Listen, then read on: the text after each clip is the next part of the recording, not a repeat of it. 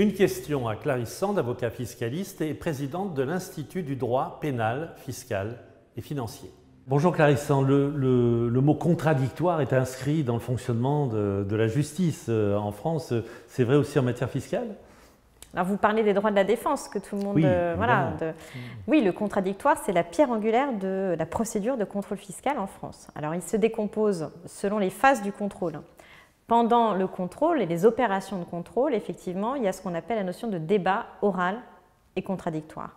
Et puis, une fois que le contribuable donc, reçoit sa proposition de rectification, en principe, toute la proposition est contradictoire et il y a un jeu d'écriture et d'argumentaire et de recours qui font que la procédure est contradictoire, sauf des cas exceptionnels de taxation d'office ou de flagrance fiscale, mais ça c'est encore autre chose, c'est l'exception. Je souris parce que tout ça c'est de la théorie. Non, ce n'est pas de la théorie, c'est-à-dire qu'en fait, c'est indiqué dans une charte du contribuable que je vais vous lire, que doit consulter le contribuable lorsqu'il fait état d'un contrôle. Alors on vous écoute. Alors on écoute. Dans la charte, il est indiqué qu'une vérification repose sur, avant tout, un dialogue avec le vérificateur. En cas de vérification de comptabilité, le dialogue n'est pas formalisé.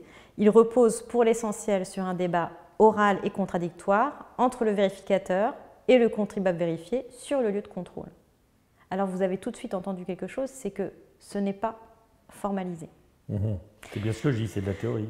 Donc, effectivement, enfin, si on compare avec ces fameux droits de la défense en matière pénale, qu'est-ce qui se passe quand il y a une enquête et des actes d'investigation? Qui sont écrits, eux. Effectivement, vous avez des procès-verbaux qui sont contresignés par la personne qui est auditionnée ou qui est mise en examen. Donc c'est peut-être un peu fort, mais aujourd'hui, à l'heure de la pénalisation du contrôle fiscal, on peut se poser la question de l'intérêt de mettre plus d'écrits et de formaliser cette première partie de contradictoire qui aujourd'hui ne l'est pas. Alors en matière pénale, on a le droit de se taire finalement. Est-ce qu'on a le droit de se taire en matière fiscale? Alors on n'a pas le droit de se taire en matière fiscale. Et ça serait dangereux de se taire en matière fiscale, parce qu'on pourrait vous dire vous vous opposez au contrôle fiscal parce que vous ne dites rien. Alors, il y a des pays, par contre, qui ont clairement, en matière fiscale, donné ce droit de ne pas s'auto-incriminer, c'est-à-dire le droit au silence. Dans quel cas? Dans des cas très particuliers, mais qui sont aujourd'hui des cas qui sont très émergents du fait de l'effet médiatique de la lutte contre la fraude fiscale, c'est quand vous êtes poursuivi, en tout cas susceptible d'être poursuivi pour chef de fraude fiscale. À ce moment-là, je donne un exemple, le pays comme la Suisse, qui a introduit que dès que le taxateur suisse vous notifie que votre dossier est susceptible de faire l'objet de poursuites pour fraude fiscale, vous avez le droit de ne plus rien dire et de garder le silence, ce qui n'existe pas en droit français.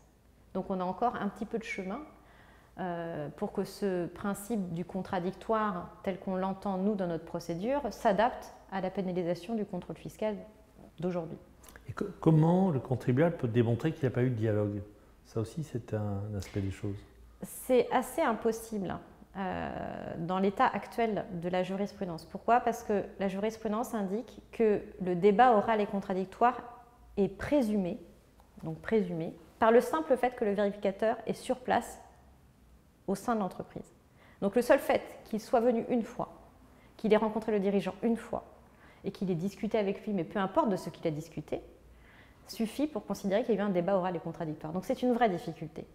C'est-à-dire qu'aujourd'hui, si le contribuable souhaite le démontrer, il ne peut pas le faire en l'état actuel de la jurisprudence. Et quand on arrive au bout de cette forme de procédure, il y a une proposition de rectification. Est-ce qu'à ce moment-là, le principe contradictoire s'applique plus normalement, plus facilement? Alors, il est intégré dans la procédure, c'est-à-dire qu'en fait, quand le contribuable reçoit sa proposition de rectification, il peut répondre déjà par écrit en disant « je conteste les points ». Alors, c'est une proposition de rectification, ce n'est plus une notification. Donc, effectivement, c'est une proposition de redressement et j'ai le droit de répondre. Et puis, à un moment donné, quand on n'est toujours pas d'accord et que l'administration fiscale n'est toujours pas d'accord avec le contribuable, on peut aller voir ce qu'on appelle en fait les supérieurs du vérificateur. Donc, c'est des recours hiérarchiques qui se font à l'oral. Alors, c'est un élément du contradictoire, sauf qu'aujourd'hui, on est face à une situation où il y a eu des abaissements de seuil de délégation de pouvoir, ce qui fait que quand on va voir un supérieur hiérarchique, souvent on se retrouve avec une situation certes, j'entends votre position, mais je ne peux pas prendre de décision car je n'ai pas la délégation.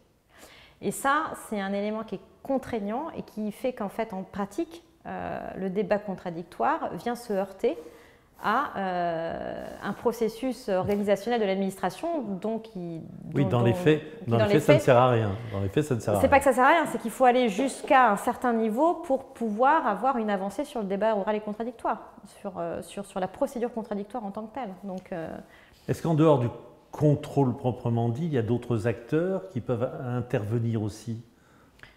Et qui peut avoir un impact aussi sur la notion de contradictoire. Oui, bien entendu. Enfin, le principal et qui est complémentaire au vérificateur, ou en tout cas à la brigade de contrôle, c'est le comptable du Trésor.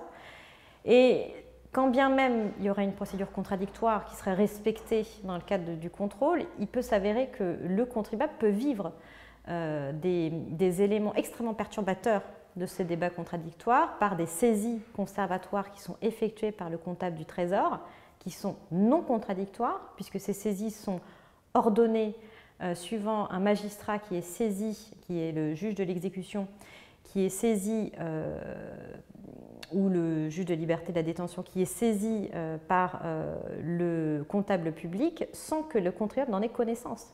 Donc il peut débattre contradictoirement sur le fond, et puis finalement, en même temps, être saisi de créances ou saisi sur ses comptes bancaires, parce que le comptable public estime qu'il peut y avoir une menace d'un recouvrement futur. Donc ça, c'est quelque chose qui n'est pas du tout compris par les contribuables et qui est extrêmement prégnant en ce moment et qui peut effectivement venir affaiblir ce grand principe du contradictoire dans la procédure fiscale. Si j'ose une conclusion, en matière fiscale, le débat contradictoire n'existe pas. Si, il existe, mais il y a encore beaucoup de travail avant qu'il soit véritablement existant dans toutes les phases de la procédure, et il faut qu'il y ait un travail, que ce soit tant dans la relation entre l'administration et l'administré, de l'appréhension aussi de ce contradictoire par les magistrats. Donc c'est tout un ensemble d'acteurs autour de la procédure qui fait que ça avancera et que ce sera moins théorique et beaucoup plus pratique.